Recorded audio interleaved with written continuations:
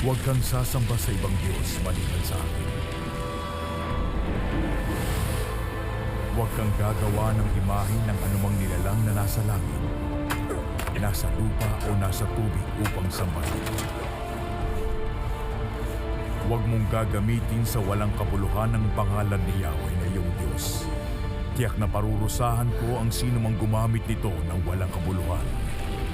Lagi mong tandaan at ilaan para sa akin ang araw ng pamamahinga. 6 na araw ka magtatrabaho at tatapusin mo ang dapat gawin. Subalit ang 7 araw ay para kay Yahweh na iyong Diyos. Ito ang araw ng pamamahinga. Igalang mo ang iyong ama at ina.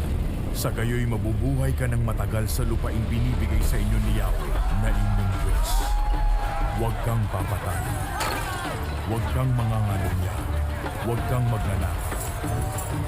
Huwag kang sasaksi ng walang katotohanan laban sa iyong kapwa. Huwag mong pagnasaang maangkin ng sambahayan ng iyong kapwa, ang kanyang asawa, mga alilang lalaki o babae, mga baka, asno o anumang pag-aari niya.